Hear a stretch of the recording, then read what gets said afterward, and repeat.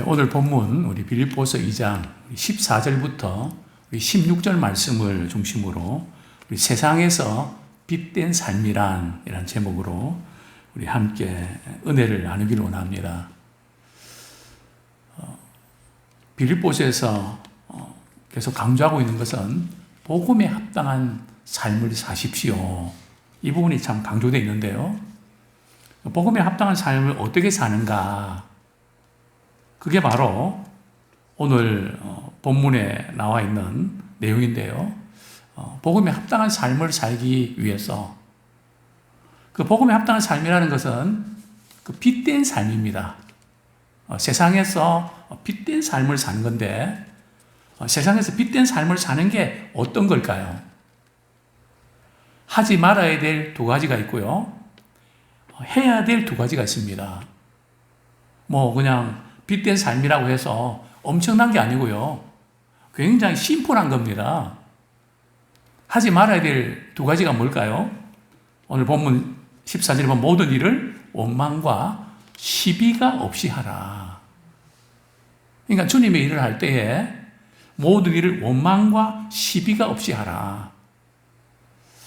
사실 제가 이 한 달에 한 번씩 합동신학대학원에 가서 설교를 위해서 책을 이렇게 10권에서 한 15권, 많을 때는 한 20권을 이렇게 빌려옵니다. 오늘이 반납하는 날이 돼서 이제 책을 이렇게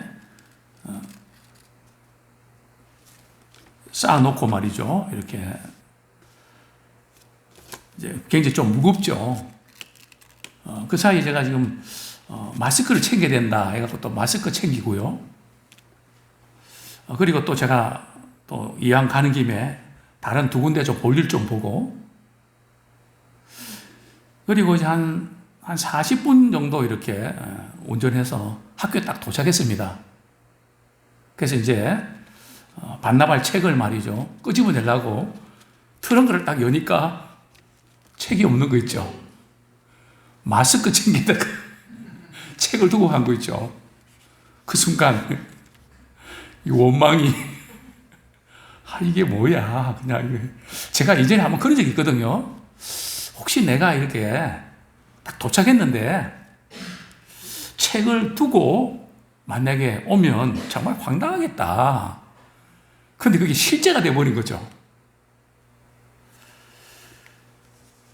그래서 그냥 화장실 한번 들렸다가 다시 바로 이렇게 와서 보니까 2층에 있더라고요. 제 방에 있더라고요. 마스크 그 챙기면서 이거 갖고 하는 거. 본래 제가 멀티 체질인데 이게 맛이 같구나. 그래서 오늘 참 설교 예하 하나 주신다고 시간이 조금 걸렸습니다. 그래서 원망과 시비가 없이 하라. 우리 주님의 일을 할 때 때로는 우리가 잘하려고 또 열심히 하려고 이렇게 하다 보면 또 거기 미치지 못하는 사람이 있거든요. 나는 좀 빨리빨리하게 이렇게 하고 싶은데 느긋하게 말이죠. 이렇게 하는 분들이 있거든요. 이 교회 공동체가 그렇습니다. 그래서 이런 저런 사람이 모여 있는데 원망과 시비가 없이 하라. 왜냐하면 주님이 일을 할 때 이 원망과 이 시비가 왜 안 좋은가 하면 이것은 마음을 갈라놓게 됩니다. 왜냐하면 교회 공동체는 말이죠. 조금 못해도 마음을 같이 하는 게 더 중요하거든요. 저는 이것을 이렇게 좀 비유해서 어떨지 모르겠는데 제가 한 20년 전에는 운동을 꽤 잘했습니다. 특별히 족구를 조금 했거든요. 그러면 이렇게 하다 보면은 특색이 나오는데 팀마다 어떤 팀은 개인기가 뛰어나서 아주 공격을 잘하는 사람이 있고 반면에 또 실수를 잘하는 분이 있거든요. 또 어떤 팀은 특별한 것이 없는데 실수가 없습니다. 서로 말이죠. 서로 도와주고 챙겨주고 또 특별히 잘하는 팀은 못하면 말이죠. 그냥 굉장히 민망하게 만들고 그렇게 그것도 못하냐고 아주 그냥 그런 분위기 있잖아요. 근데 나중에 보면 결국은 서로 돕고 별로 잘하는 것 같지 않는데 그 팀이 이긴단 말이죠. 교회도 마찬가지입니다. 성격은 다르지만, 그래서 성경은 계속 강조하고 있는 것이 마음을 같이 하는, 이것이 제일 중요하다. 삼위일체 하나님도 한 분이시잖아요. 교회 공동체도 삼위 하나님께서 통치하고 계시는 공동체인데, 그래서 우리는 다른 어떤 것보다 마음을 같이 하는데 좀 문제가 되는 부분들, 그 중 하나가 뭐라고요? 원망이라는 겁니다. 또 시비는 그냥 내 마음에 잘 안 들고 내 스타일이 아니니까, 이걸 내 스타일이 아닌 건 참지를 못하는 거죠.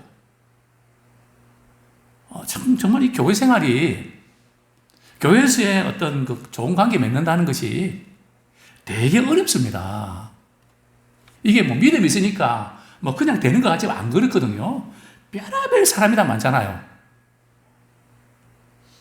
정말 성격 말이죠. 아주 특이 체질도 간혹 있습니다. 도저히 뭐 이해가 안 되는. 근데 그 가운데서 그리스도 안에서 마음을 같이 하고, 이해하고, 붙들어주고, 도와주고, 격려해주고, 챙겨주고, 이러면서 말이죠. 우리 마음의 그 크기가 커집니다. 그래서 예수 그리스도의 마음을 가진 사람은 아주 리더자가 되는 거죠. 교회 안에서 어떤 어렵고 힘든 거 참지 못하고, 막 그냥 못 견디고, 이런 분들이 종종 있는데, 물론 성격 나름인데요. 그러나 그것을 우리가 잘 견딜 때 우리에게 유익이 많습니다. 원망과 시비가 없이 하라. 사실은 이 원망과 시비는 어떤 것일까요? 먼저 원망에 대해서 조금 생각을 해보겠는데요. 뭐 어떤 아까 같은 경우 말이죠. 기껏 목적지에 도착했는데 갖고 가야 될 거를 빼놓고 말이죠. 그 순간 제가 제 생각에 무슨 생각이 떠오르는지 압니까? 이 바보 아니야? 스스로 하겠어 말이죠.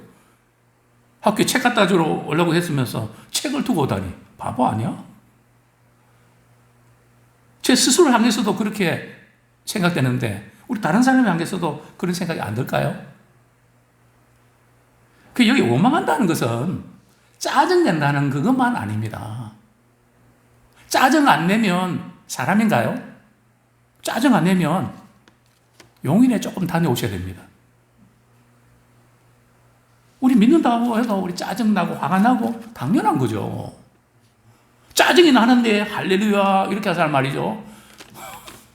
감사합니다 이런 분들을, 그런 게 우리 신앙이 좋다니 그거 아니에요. 짜증이 나면 짜증도 내는 거예요. 물론 지나치면 안 되지만, 또 화가 나면 또 화도 나는 거죠. 또 뭐 이게 못마땅해서 이건 이래야 되는데 저렇게 해야 되는데 또 잔소리하고 나서 또 영 마음이 안 좋을 때 있잖아요. 그게 원망불평 아닙니다. 그건 우리가 살아가는 동안에 하는 거죠. 이 원망불평은 어떤 걸까요? 대표적인 케이스가 바로 이스라엘 백성들이 그 광야에서 물이 떨어졌을 때, 고기 먹고 싶을 때, 야채 먹고 싶을 때, 그때마다 그들이 그때는 애국에 있을 때는 잘 먹었는데 그게 뭐 이렇게 잘못된 거 아니에요. 그러니까 이전에 내가 잘 살 때는 이렇게 했는데 지금은 참 내가 이렇게 안 살아왔는데 뭐 이럴 수 있는 거죠. 그게 문제가 아니고요. 이스라엘 백성들은 항상 불평할 때마다 어떻게 합니까? 하나님이 우리를 말이죠. 괜히 이곳까지 끌고 오셔갖고 우리를 죽이려고 했다고. 그러니까 이전에 하나님께서 애굽에서 탈출시키시고 10가지 재앙 내리시고 그동안 많은 은혜를 베풀어 주셨는데 하나님께 베풀어 주신 은혜를 뒤집어 버리는 거. 이게 원망입니다. 우리도 그럴 수 있죠. 이전에 하나님께서 참 많은 은혜 주셨는데 지금 어렵고 힘든 일들을 겪을 때 내가 그때 죽었어야 되는데 괜히 하나님 살려주시고 이 꼴 보게 한다. 물론 우리가 지금 상황이 너무 힘들고 어려워서 우리가 그런 말을 우리가 할 수는 있습니다. 그러나 그게 조금 더 지나치면 하나님께 베푸신 그 은혜를 말이죠. 지금 상황이 어렵고 힘들다고 뒤집어 버리면 안 된다는 거예요. 그냥 죽이려고 우리를 이기까지 이렇게 인도해 냈다고. 그래서 우리는 그 단계가 아니라 현실의 상황이 어렵고 힘든 일이 있다 할지라도 우린 과거에 하나님께 베푸신 은혜를 생각할 때 참 감사합니다.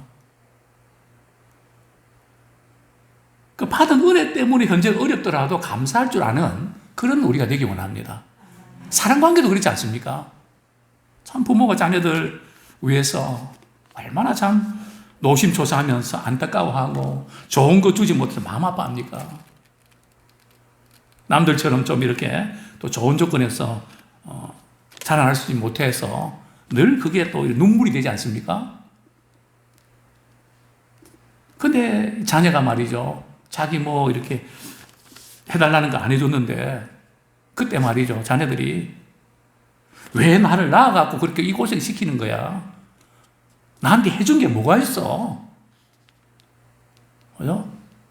뭐 이렇게 그냥 해버리면 그 부모님 마음이 어떻습니까? 우리 하나님의 그 마음, 하나님의 그 심정. 그래서 우리는 좀 성숙해야 되는데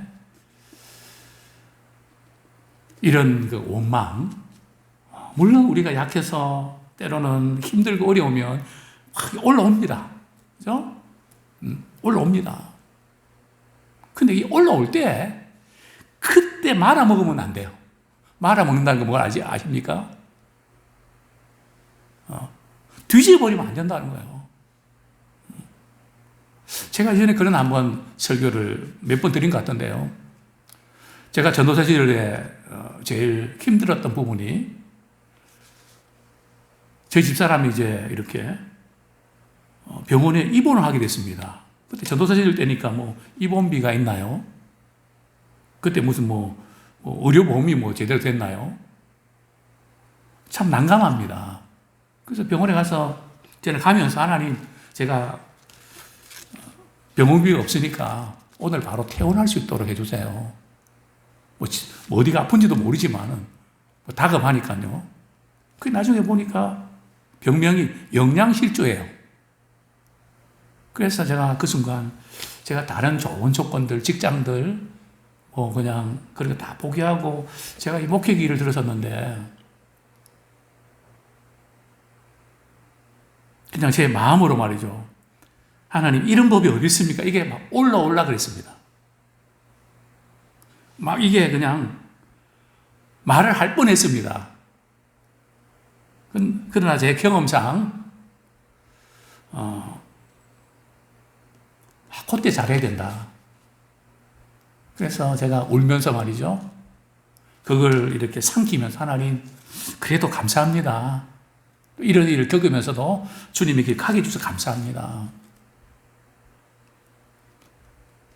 그래서 하나님께서 왜 우리에게 범사에 감사를 했나 그걸 알겠더라고요.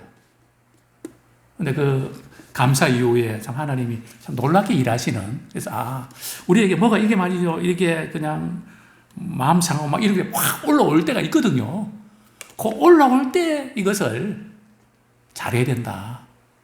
원망으로 터뜨리냐, 아니면 뒤집어버리냐, 아니면 끝까지 가느냐.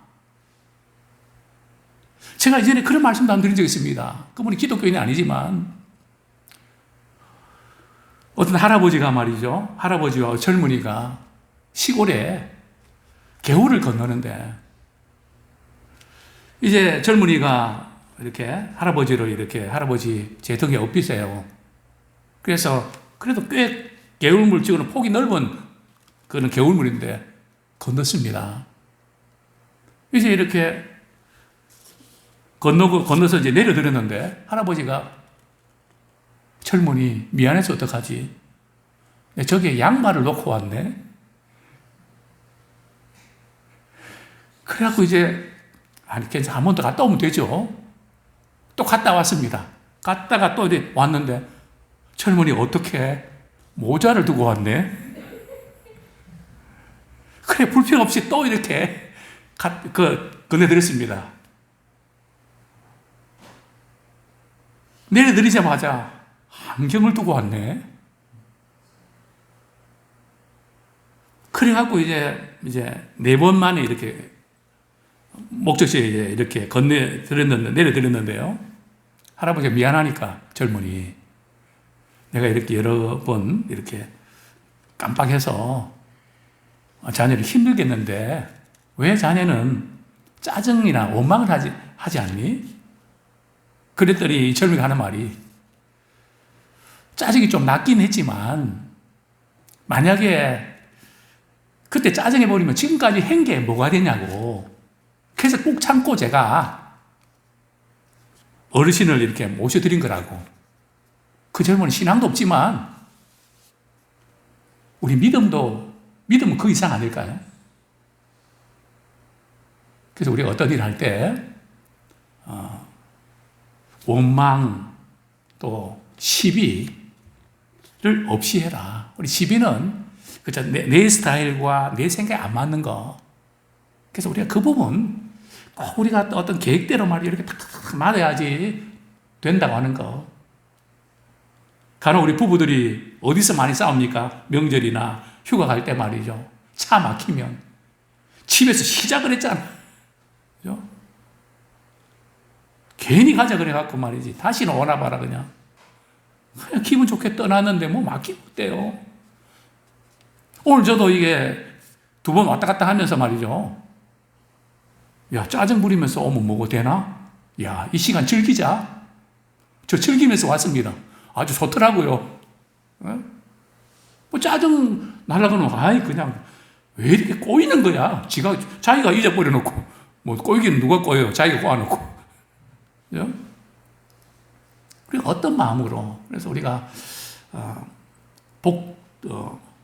복음에 합당한 삶을 사는 것, 또 우리가 공동체에서 하나 되는 데 있어서 우리 하지 말아야 될 2가지가 뭐라고요? 원망과 시비를 없이 하라. 다투고 자기 칼을 너무 강하게 하고 뭐 이렇게 안 하면 뭐 그냥 마음 들지 않고 막 그런 거 내려놓으십시오. 그냥 하나 되는 그 일에 조금 부족해도 괜찮습니다. 자, 2번째로 꼭 해야 될 일이 있는데요. 우리 15절, 16절 전반부 우리 같이 한번 읽겠습니다. 시작. 이는 너희가 흠이 없고 순전하여 어그러지고 거스리는 세대 가운데서 하나님의 흠 없는 자녀로 세상에서 그들 가운데 빛들로 나타내며 생명의 말씀을 밝혀 나의 다름질이 헛되지 아니하고까지 읽겠습니다. 우리가 이게 복된 삶을 살기 위해서 하나 되는 삶을 살기 위해서 우리가 꼭 해야 될 것은 흠이 없고 순전하게 되는 것입니다. 왜요? 빛된 삶을 드러내기 위해서는 흠이 없고 순전하게 됩니다. 성경이 이렇게 말씀합니다. 이 세대는 어떤 세대라고요? 어그러지고 거스린 세대. 그냥 뭔가 틀어져 있단 말이죠. 뒤틀려 있는 나무와 같죠. 우리 세상이 지금 어그러지 거스린 세대가 있거든요. 그래서 우리 신자들은 어떻게 되는 흠이 없다. 완벽하라는 뜻일까요? 그게 아니고요. 책말 받을 만한 것이 없다. 적어도 우리 성도는 불신자와 달라야 되거든요. 구별돼야 됩니다. 다른 사람은 다 그래도 아무개 집사님은 아무개는 그렇지 않아. 참 흠이 없는. 제가 이전에 설교 제목이 지지난주에 말이죠. 설교 제목이 털어도 먼지 안 나는 크리스찬.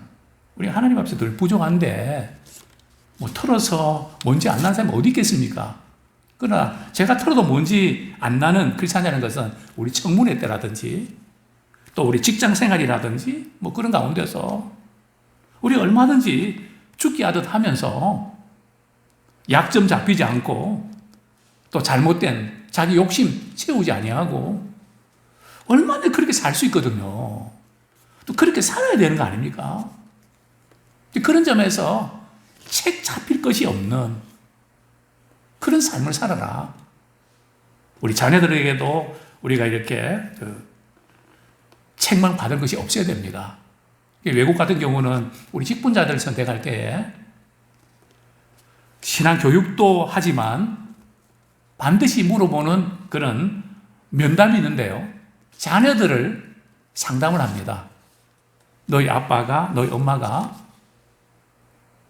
너가 볼 때 존경하니? 흠이 없다고 생각하니? 그 과정을 통과해야 됩니다. 우리 엄마는, 우리 아빠는요, 영 안 해요. 이러면 탈락이거든요. 그래서 우리는 참 어디 가서 무엇을 하든지, 뭐든 하든지, 원망과 시비가 없어야 되지만, 흠이 없는, 책망받을 일이 없는, 그게 우리 서신서도, 목회 서신서에 보면, 우리 감독들, 직분 받는 사람들이 갖춰야 될 기본 원리 아닙니까? 책망 받을 만한 것이 없어야 하며, 또 우리 세상 사람들 앞에서도 우리가 책망 받을 만한, 꼬투리 잡힐 만한 그런 일을 하면 안 되죠. 그래서 흠이 없어야 된다. 그 다음에는요, 순전해야 된다. 이 순전하다는 게 뭘까요? 머리 굴리지 말라는 겁니다. 순전하다는 것은